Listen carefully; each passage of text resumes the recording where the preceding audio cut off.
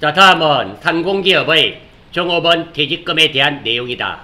이에 대한 분개로 옳은 것은 확정급여형 제도를 채택하고 있는 주상공은 A 종업원에 대한 퇴직금 100만원을 사회 적립자산을 활용하여 지급하였다. 이래 되어 있네요. 자, 이거 전산회계나 AT 시험과는 조금 다르죠. 자, 확정급여 채무입니다. 사회 적립자산을 이용한 회계 처리가 돼요. KIFRS입니다. 기준입니다. 자, 연금 납부 시에는, 연금을 납입 시에는 현금을 줬다고 가정을 하고요. 사회 적립자산으로 해둡니다. 그리고 두 번째, 실제로 퇴직금을 지급할 때는 이 사회 적립자산이 줄어들고요. 이렇게 줄어들고 자빈이 확정급여 채무로 되게 되겠습니다. 자, 지금은 사회 적립자산을 퇴직금 지급시를 말하는 겁니다. 지급시가 되니까 사회 적립자산이 100만원 줄어들게 되고요. 확정급여 채무가 됩니다. 따라서 답은 4번이고요. 자, 이 내용은 한 적이 없습니다. 그래서 제가 따로 이렇게 메모해 두었습니다. 확정급여 채무, 사회 적립자산의 회계 처리는 연금 납입시는 물론 대변은 현금, 보통 예금 제가 임의로 적었습니다. 사회 적립자산으로 적립해 두었다가 이 사회 적립자산을 없애버리는 거예요. 자산이 줄어들고 확정급여 채무가 된다는 거, 요거 하나 익혀 주시기 바랍니다. 답은 4번이 되겠습니다. 17번. 다음 중 거래 형태별 수익 인식 시점에 대한 설명으로 옳은 거, 맞는 거 찾는 거네요. 이 문제는 우리가 많이 다루어왔던 겁니다. 이자 수익은 현금을 수취하는 시점, 수익과 비용은 수취 이런 개념이 아닙니다. 수익과 비용은 발생 시점이 됩니다. 그러니까 이자 수익이 발생을 하면 인식을 하게 되는 거예요. 이자를 꼭 현금으로 또는 보통 예금으로 받아야지만 되는 게 아니다. 다음 두 번째, 재화의 판매는 대금이 회수되는 시점이 아니죠. 대금은 돈을 받든지 못 받든지 필요가 없습니다. 재화가 판매되는 시점에 팔린 거로 본다라는 겁니다. 그래서 이번도 틀렸습니다. 3번, 상품권을 이용한 판매의 수익은 상품권을 판매하는 시점에는 선수금으로 하죠. 선수금으로 해 두었다가 그 상품권이 재화와 교환되는 시점에서 수익을 인식하게 됩니다. 그래서 3번도 틀렸습니다. 4번, 배당금 수익은 받을 권리가 확정되는 시점에 됩니다. 따라서 답은 4번이 되며 1번, 2번, 3번 보기 자주 나오는 보기들이며 이게 전산회계 AT 전산세무에 자주 나오는 말이니까 꼭 좀 익혀주시기 바랍니다. 18번. 다음은 주상공의 상품 매매와 관련된 거래이다. 이를 회계 처리한 후 나타나는 재무상태표 계정의 변화에 대한 설명으로 맞는 것 찾는 거네요. 첫 번째, 거래처에 상품 100만원을 매출하고 대금은 신용카드로 결제해다. 자, 그러니까 상품 팔고 신용카드로 받았으니까 돈 못 받았네요.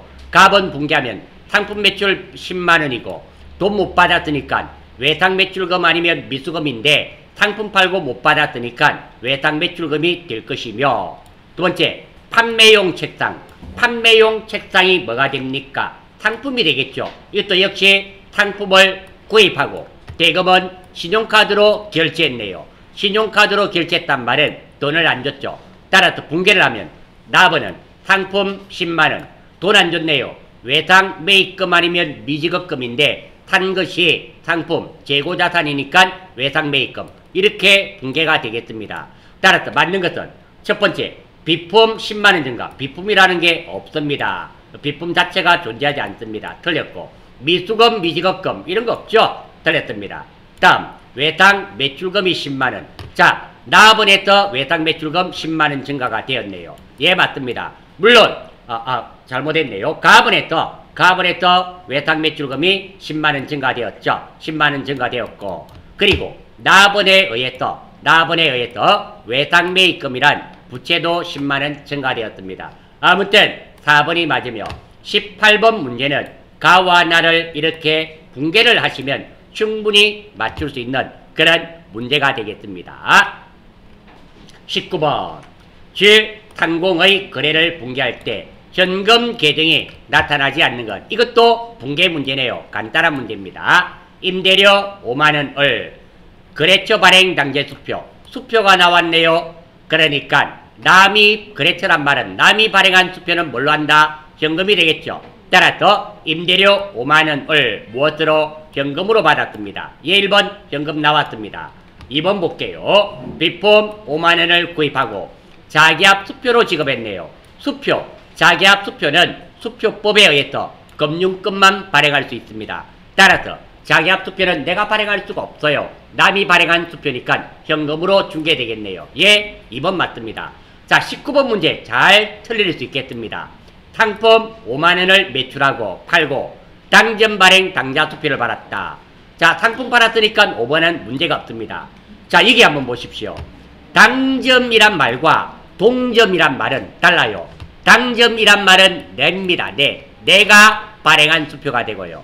동점이란 말은 이거 동점이란 말은 이게 사간 사람, 그 사람 수표를 말합니다. 따라서 이거는 내가 발행한 수표로 받았던 거예요.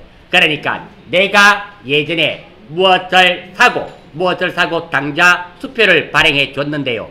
그 수표를 되돌려 받았단 말입니다. 따라서 이거는 현금이 아니라 당좌 예금이 됩니다. 다시 한 번 더. 자, 당사는 창립 50주년을 맞이하여 이랬죠. 그때 당사 나오잖아요. 당사란 말은 우리 회사를 말하는 겁니다. 당사는 50주년 창립 기념일을 맞이하여 하면서 당자가 나옵니다. 이 당사는 우리 회사를 말하는 거예요. 따라서 당점 발행 당좌 수표는 우리 회사가 발행한 당좌 수표가 되고요. 수표, 내가 발행한 당좌 수표는 당좌 예금이 됩니다. 이거 의외로 틀리기 쉬운 문제입니다. 놓치지 않도록 하세요. 다음 4번. 결산일에 현금의 장부보다 실제 현금액이 5만원 부족합니다. 즉 현금 실제액이 부족하네요. 그러니까 현금이 없어지고 결산일에는 뭘로 처리합니까? 현금 과부족이 아니라 결산일에 돈이 모자랄 때는 바로 잡손실이고 기중에 결산일이 아니라 기중에 이런 내용이었으면 이게 현금 과부족이 되었을 겁니다. 결산일에는 바로 잡손실, 잡이익으로 떨어버리게 됩니다. 어쨌든 현금이 나오게 됩니다. 따라서 답은 3번이 되며 3번이 틀렸으며 3번이 틀린 이유는 당점 발행 당좌 수표는 내가 발행한 수표이며 내가 발행한 수표는 당좌 예금으로 처리된다는 거 요거 알아주시면 되겠습니다. 20번. 자, 특수매매의 회계 처리에 대한 설명으로 옳은 거, 맞는 거 찾는 거네요. 자, 상품권 또 나왔습니다. 상품권 판매의 경우 상품권을 발행한 날 매출 계정으로 처리한다. 1번 틀렸습니다. 한번 보겠습니다. 상품권을 판매한 시점은 현금으로 받았고 선수금으로 처리해 두었다가 상품권을 재화와 교환하는 시점에 이 선수금을 떨어버리고 무엇으로 된다? 상품 매출이 됩니다. 따라서 1번 틀렸습니다. 매출 계정으로 처리되지 않고 뭘로 처리한다? 선수금 계정으로 처리하게 되어 있습니다. 상품권을 팔 때는 선수금으로 해두었다가 그 상품권을 가지고 고객이 물건으로 바꿔갔습니다. 그때 이 선수금을 무엇으로 이게 부채를 없애버리고 상품을 주게 됩니다. 이렇게 회계 처리되게 되어 있어요. 그래서 1번 틀렸습니다. 2번 시용 판매의 가장 대표적인 것은 체험분입니다. 의 경우 상품을 고객에게 인도한 날 매출 계정으로 처리한다. 틀렸습니다. 시용 판매 체험분은 언제? 고객이 구입 의사를 표시한 날 요때 판매되는 걸로 합니다. 그래서 2번도 틀렸습니다. 3번 위탁 판매하면 가장 대표적인 경우가 서점, 출판사와 서점의 경우입니다. 위탁 판매란 말은 출판사가 수탁자에게, 서점에게 상품을, 책을 발송한 날 매출 계정으로 처리한다. 3번도 틀렸습니다. 이거는 위탁자가 출판사가 서점에게 넘겨줬을 때 팔린 것이 아니라 서점이 고객에게 팔았을 때 팔린 거로 봅니다. 그래서 틀렸습니다. 답은 단기 할부 판매의 경우 상품을 인도한 날 매출 계정으로 처리한다. 예, 맞습니다.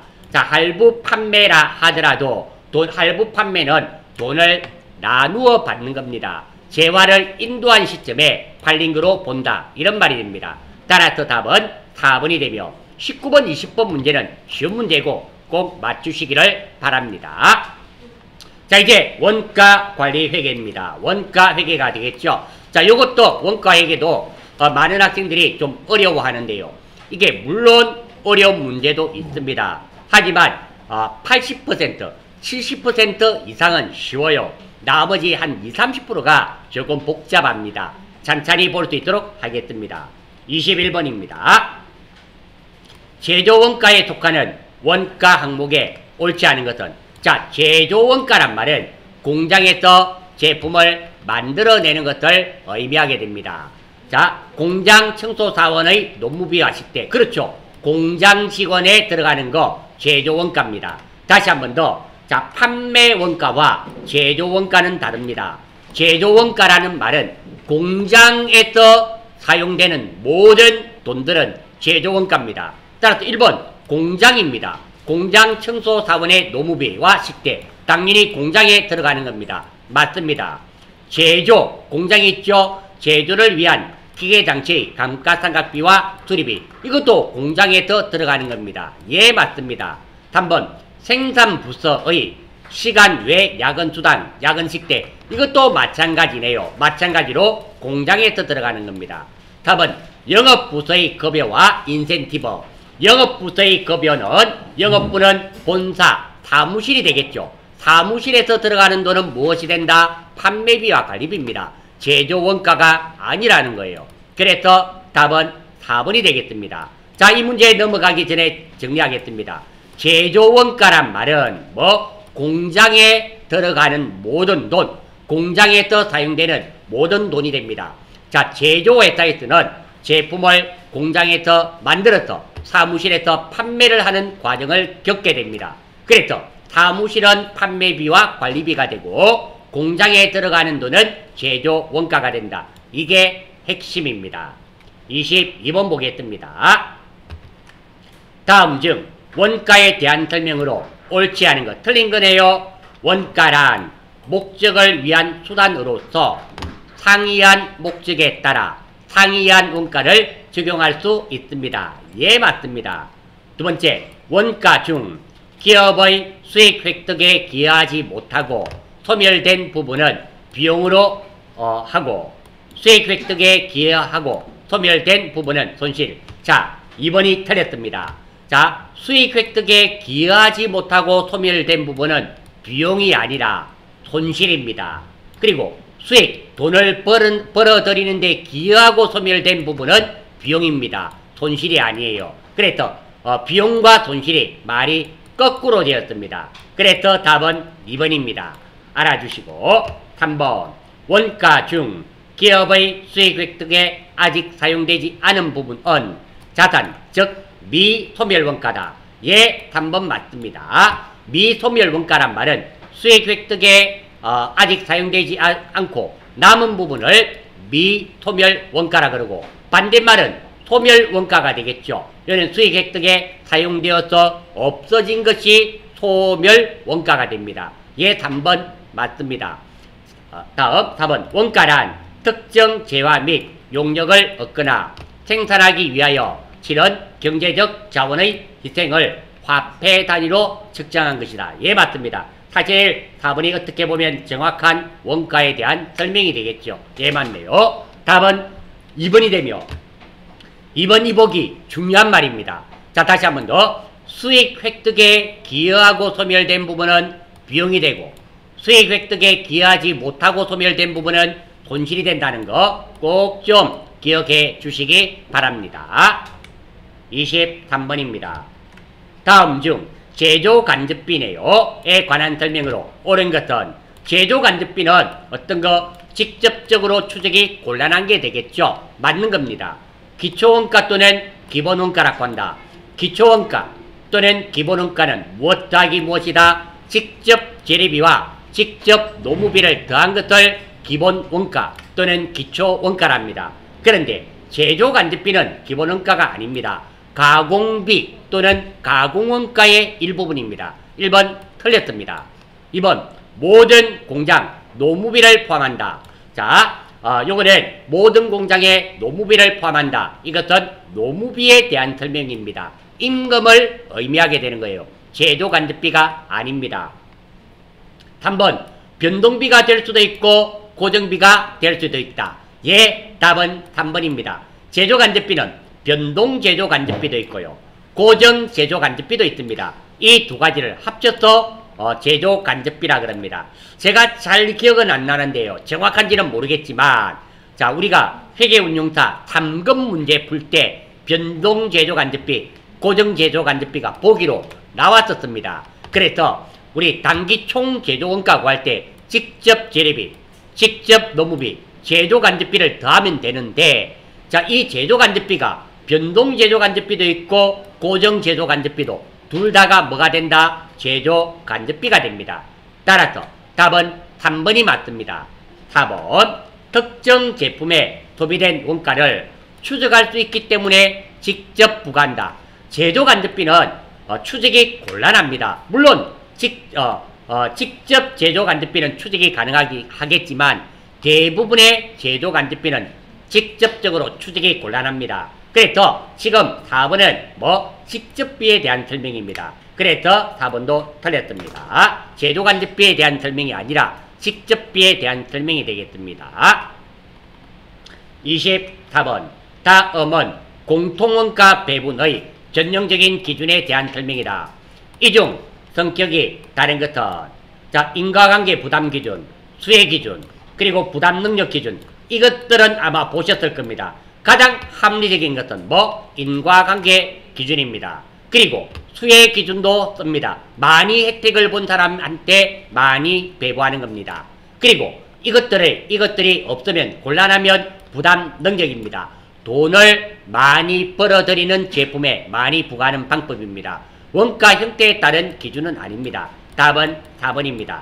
자, 원가 형태. 제가 이 원가 형태가 무엇이냐면 원가 형태 조업도의 변화에 따라 원가 발생액이 일정한 양상으로 변화할 때 변화된 형태를 말합니다. 여기는 원가 형태란 말은 고정비, 변동비, 단위당 고정비, 단위당 한 개당 변동비 이런 것을 원가 형태랍니다. 고정비, 변동비, 그리고 단위당 고정비, 단위당 변동비 이런 것들을 원가 형태라 그래요. 따라서 원가 형태는 원가 배분에 해당되는 말이 아닙니다. 즉 공통원가가 어느 정도 될까요? 제조간접비 정도 말하는 겁니다. 제조간접비를 배분할 때 인과관계가 가장 합리적이고요. 그리고 수혜 기준도 있고요. 그리고 부담능력 기준도 있다라는 겁니다. 제조간접비를 생각하시면 24번도 쉽게 해결하실 수 있을 겁니다. 이런 말들, 공통원가 배분이란 말, 이런 말들을 우리가 많이 접하지 않았던 겁니다. 그래서 문제가 조금 어렵게 느껴졌던 거예요. 이런 말들만 잘 이해를 하시고 적용을 시키시면 쉽게 합격하실 수 있는 시험입니다. 25번입니다. 자, 대한공업사의 9월 중 A 주요 재료에 관한 자료는 다음과 같다. 9월 말 재료 감모 손실액을 회계 처리한 결과로 옳은 것은 단 감모 양 중 6개는 정상이고 나머지는 비정상이다. 자, 감모가 나왔네요. 감모란 말은 코딱지만큼 없어지는 것을 감모랍니다. 그리고 공손이란 말도 있죠. 불량품. 다시 한 번 더. 감모는 코딱지만큼 없어지는 거. 공손은 불량품입니다. 정상적인 감모와 정상적인 공손은 원가에 가산해야 됩니다. 하지만 비정상적인 감모와 비정상적인 공손은 영업 외비용, 즉 재고자산 감모 손실로 해야 됩니다. 자, 지금 보니까 6개는 정상이라 그러네요. 이는 원가에 가산해줘야 되고 비정상분은 영업 외비용 손실로 처리해야 됩니다. 자, 그러면 감모가 총 몇 개인지 확인 한번 해보겠습니다. 자, 이게 보니까 월초 재고가 250개, 당월 매입 수량이 몇 개? 1250개. 그러면 요거 두 개 더하면 총 몇 개입니까? 1500개가 되네요. 자, 월말 장부 재고량이 몇 개? 300개. 실제로 남아있는 것은 280개. 요건 필요 없네요. 가와 나는 필요가 없습니다. 필요가 없고. 자, 장부에는 몇 개가 있습니까? 300개가 있어야 되는데, 실제로는 몇 개 있다? 280개. 그러니까, 여기에 제가 적어두었습니다. 장부에는 300개, 실제로는 280개. 몇 개가 없어졌어요? 20개가 없어졌네요. 그런데 이 20개 중에서 6개는 뭐란 말이에요? 정상. 6개는 정상입니다. 그럼 몇 개가 비정상이란 말입니까? 14개. 이 14개는 손실 처리해야 되고 6개는 원가에 더해줘야 됩니다. 따라서 정상간모 6개, 비정상간모 4개. 이해되셨죠? 그런데 단가 한 개당 얼마짜리입니까? 500원짜리. 그러니까 6개, 5, 6, 30, 3,000원은 원가에 가산해줘야 되고 그리고 14개 곱하기 500원 하면 7,000원은 영업 외 비용으로 처리되어야 됩니다. 따라서 보기 한번 보겠습니다. 자, 일단 대비는 다들 재고자산 간모 손실인데요. 첫 번째, 자, 손익이 얼마가 돼야 된다? 7,000원입니다. 이게 재고자산 간모 손실을 의미하게 됩니다. 두 번째입니다. 정상적인 이 3,000원은 원가에 가산이 돼야 됩니다. 원가에 가산이 돼야 되는데 제공품이 아니죠. 제공품이 아니라 제조 간접비에 배분이 되어서 제조 간접비가 나중에 들어가게 됩니다. 따라서 답은 2번이 되겠네요. 26번. 자, 이것도 좀 깁니다. 자, 요거 우리가 공부했던 거 맞습니다. 상공의 당월 중 제조 간접비 예정 배부액은 55,000원이고 당월 말에 제조 간접비 실제 배부액은 50,000원이다. 그러니까 실제 발생액은 50,000원인데 예정 배부는 얼마였다? 55,000원. 자, 이게 가슴에 안 와 닿으면 이렇게 하면 생각하면 됩니다. 내가 놀러갈 때 55,000원을 가져갔어요. 그런데 놀러갈 때 얼마 썼단 말입니까? 50,000원을 썼단 말이에요. 많이 가져갔나요? 작게 가져갔나요? 많이 가져갔죠. 얼마 많이 가져갔습니까? 5,000원 많이 가져갔어요. 즉 과대 배부했단 말입니다. 이해가 되십니까? 그렇게 의역을 해서 생각하면 말 자체가 이해가 될 수 있습니다. 밝혀졌다. 자, 이 차이를 조절하기 위한 적절한 분계로 옳은 것은 자, 이 내용은 일단 제조 간접비 5,000원이 과대 많이 배부된 거 이해가 되십니까? 왜? 놀러갈 때 55,000원 가져갔는데 배부했는데 실제로 가서 쓴 돈은 얼마다? 50,000원. 즉 5,000원 과대 5,000원 많이 가져갔잖아요. 이거 이해되시죠? 자, 다음입니다. 배부 한번 해보겠어요. 자, 배부할 때는 어떻게 되는가 하면 이렇게 됩니다. 자, 제조 부분비를 어디에? 매출원가, 제품, 제공품에 배부를 합니다. 하는데 지금은 과대 배부되었습니다. 과대 배부됐단 말은 이 제조 부분비가 많이 5,000원이 많이 배부를 했단 말입니다. 했단 말이고 되었더니 발생보다 배부가 더 큰 상태가 됩니다. 따라서 실제로 발생한 금액만 반영하기 위해서는 배부된 제조 부분비를 제거해야 됩니다. 즉 다시 말해서 이 제조 부분비가 5,000원이 과대 배부됐으니까 이 제조 부분비를 5,000원을 빼줘야 됩니다. 따라서 차빈이 뭐가 돼야 된다? 제조 부분비 5,000원. 왜? 대변에 있으니까 이거 제거하려면 이렇게 차빈에 와야 됩니다. 그래서 답은 1번 아니면 2번입니다.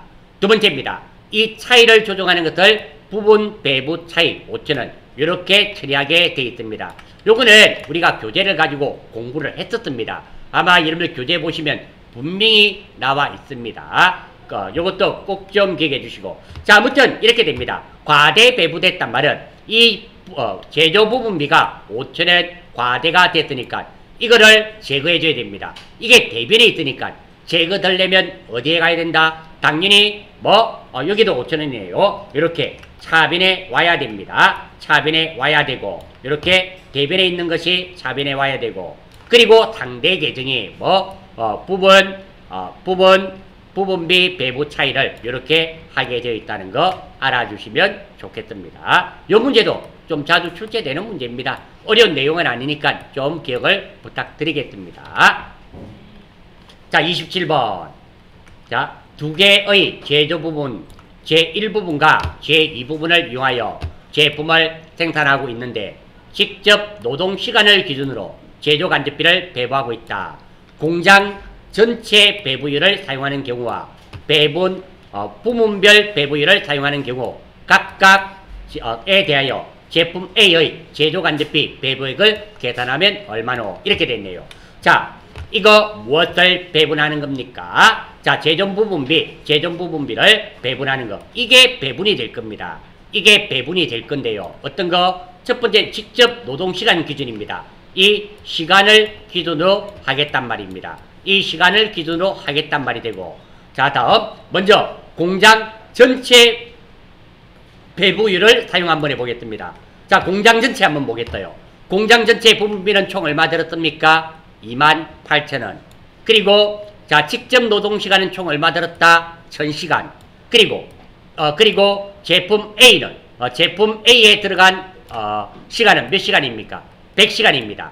따라서 28,000원이 배분돼야 됩니다. 28,000원이 배분이 돼야 되는데 1000시간 중에 몇 시간 사용됐습니까? 1000시간 중에 100시간입니다. 즉 1000분의 100시간만큼이 사용이 됐어요. 따라서 공장 전체 배부율을 보겠습니다. 공장 전체 배부율은 28,000원에 전체 1000시간 중에 100시간이 됩니다.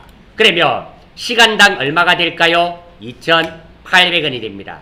따라서 공장 전체 배부율은 시간당 2,800원이 되고요. 두 번째입니다. 부문별로 보겠습니다. 부문별로 보더라도 시간 기준입니다. 제1부분입니다. 제1부분은 돈이 얼마 들었습니까? 12,000원. 그런데 전체 600시간 중에서 차지하는 시간은 A가 차지하는 시간은 45시간입니다. 따라서 배부될 금액은 12,000원 중에서 전체 600시간 중에서 A가 차지하는 시간은 몇 시간? 45시간입니다. 그래서 요거는 제1부분은 얼마가 된다? 900원. 똑같은 방법입니다. 제2부분입니다. 제2부분이 배분될 금액은 16,000원이 배분돼야 됩니다. 직접 노동시간이니까 이 16,000원 곱하기 제2부분은 전체 400시간 중에서 A가 차지하는 시간은 몇 시간? 55시간입니다. 그러면 요거 곱해보면 2,000원이 됩니다. 그래서 제1부분과 제2부분을 더하게 되면 900원과 2,200원을 더하면 3,100원이 됩니다. 그래서 답은 공장 전체 배부율을 선택을 하게 되면 사용하게 되면 2,800원이 되고요. 그리고 부분 배부율을 사용하게 되면 요게 되겠죠. 1부분 900원과 2부분 2,200원에서 3,100원이 됩니다. 이런 문제 잘 나옵니다. 이게 사실은 원가 계산의 핵심적인 내용이 되겠죠. 이거 어렵지 않습니다. 한 번만 더 보겠습니다. 자, 전체나 부분이나 개념은 같습니다. 자, 아무튼 이 부분비가 전체부터 보겠습니다. 부분비가 어디에? 제품 A에 배분이 돼야 됩니다. 무엇을 기준으로? 직접 노동시간으로. 그러니까 28,000원이 배분되는데 전체 몇 시간입니까? 1000시간 중에서 A에 사용된 시간은 몇 시간이다? 100시간. 이렇게 28,000원 곱하기 요거 10분의 1을 하면 2,800원이 되겠죠. 이렇게 간단하게 구해집니다. 부분비도 마찬가지입니다. 일부분 한번 보겠습니다. 이것도 마찬가지예요. 배분이 돼야 될 금액은 얼마입니까? 12,000원. 그러니까 12,000원 곱하기 전체 시간이 몇 시간? 600시간 분의 45시간입니다. 그러면 돈이 나와요. 이렇게 600시간 분의 45시간을 하면은 900원이 됩니다. 이 계산하는 방법이 와 선생님 이거 정말 어렵습니다. 내 머리가 나빠서 계산 못하겠는데요. 이런 개념이 아니라요. 이거 노란색 구하는 거나 초록색 구하는 거나 구하는 방법이 세 개 다 동일합니다. 똑같아요. 그러니까 아무튼 부분이든 전체든 배분이 돼야 될 금액은 12,000원, 16,000원, 요거 28,000원 이렇게 배분이 될 겁니다. 그런데 각 자기가 전체 시간 중에서 자기가 사는 시간, 전체 시간 중에서 자기가 사용한 시간, 전체 1000시간 중에서 자기에게 소요된 시간, 이만큼 시간만큼 이 비율대로 배분을 해주면 되는 겁니다. 자, 다음입니다. 28번. 다음 원가 배부의 기준 중 공장에서 발생하는 제조간접비를 각 제품 생산에 소요된 직접 노동시간을 기준으로 배분하는 겁니다. 이것도 마찬가지입니다. 핵심적인 것은 무엇입니까? 제조간접비가 배분이 될 겁니다.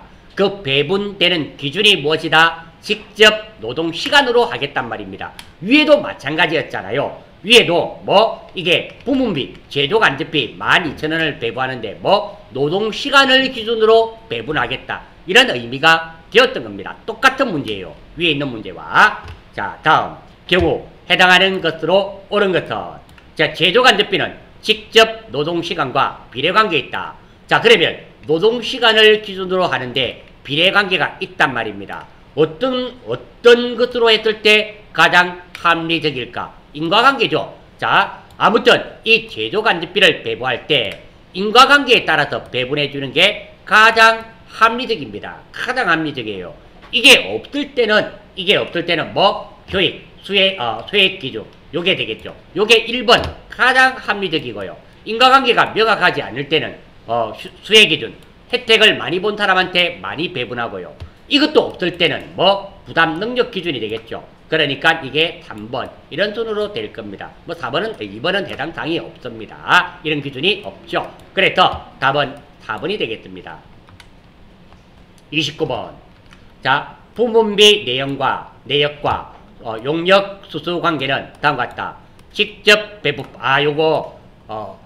직접 배분법이네요. 우리 배분법 3가지 있었죠. 직접 배분법, 단계 배분법, 상호 배분법입니다. 맞나요? 직접 배분법은 용역 간의 관계를 완전히 무시합니다. 완전히 무시하니까, 자, 보조 부분에 있는 이것들은 필요가 없단 말입니다. 필요가 없다라는 거예요. 다음 경우 제조 이익 부분에 배부될 보조 부분비를 총액을 계산하면 얼마가 되는가? 자, 직접 배분법은 용역 간의 관계를 완전히 무시하고 계산하는 방법입니다. 출발 한번 해볼게요. 자, 이 내용을 문제를 먼저 이해를 하셔야 됩니다. 자, 제조 부분은 직접비가 되니까 이거는 문제가 없어요. 우리가 배부가 돼야 될 것은 이 75,000원이 제조 부분 1, 제조 부분 2에 배부돼야 되고요. 그리고 용역 부분도 제조 부분 1에 배부돼야 되고 제조 부분 2에 배부될 겁니다. 배부될 텐데 무슨 배부법입니까? 직접 배부법. 직접 배부법은 이거 용역 간의 관계에 있는 이 20% 신경 끄란 말입니다. 이 25%는 신경 끄고 이것들만 가지고 계산을 해라. 이것이 직접 배부법입니다.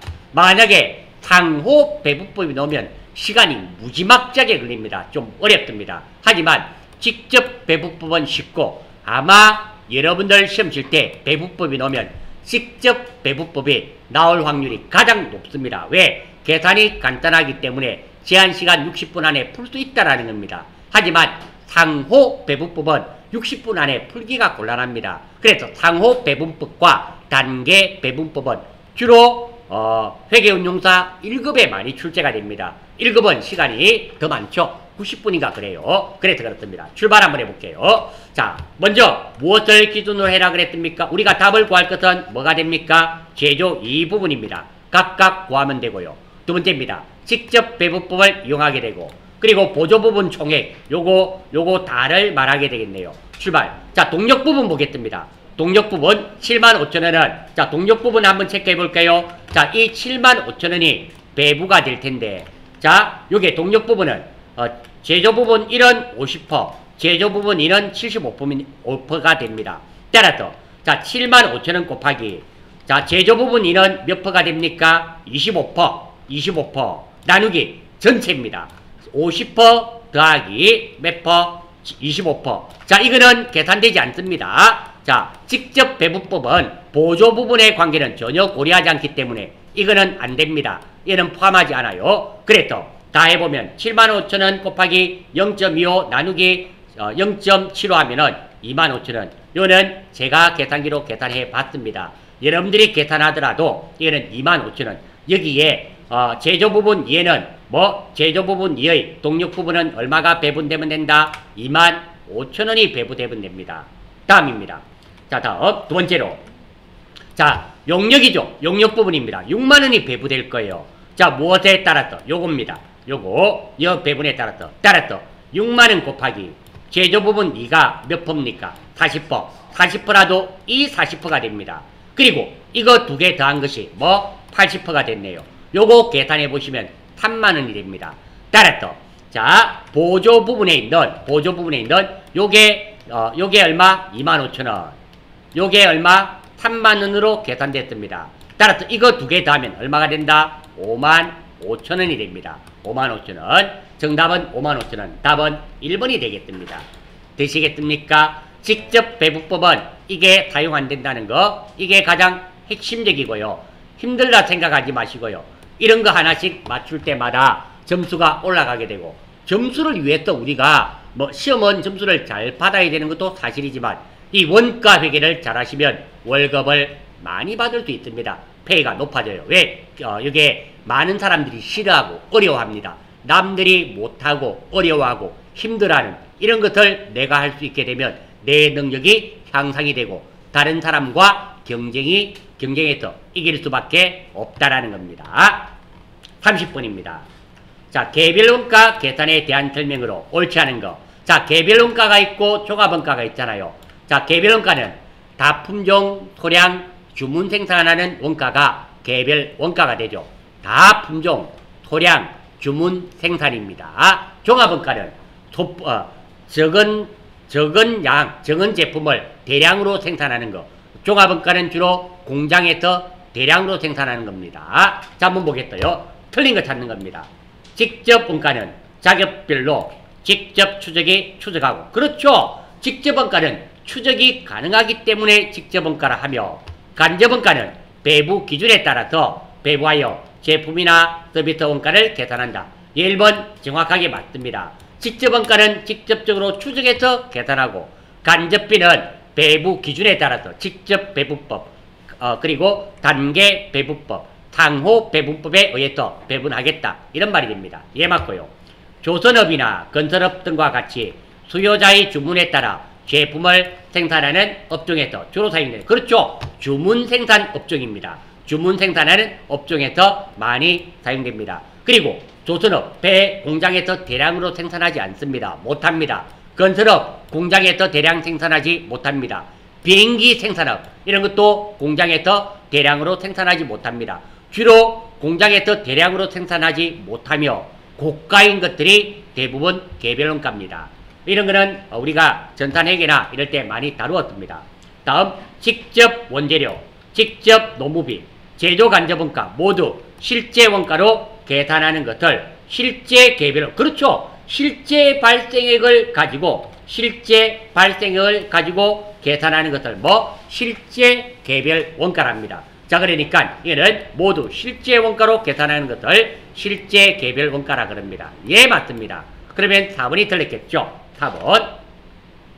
직접 재료원가, 직접 노무비, 제조 간접원가 모두 예정 배부율을 사용해 예정가로 계산하는 것을 정상 개별원가 계산이란다. 답은 4번이 틀렸습니다.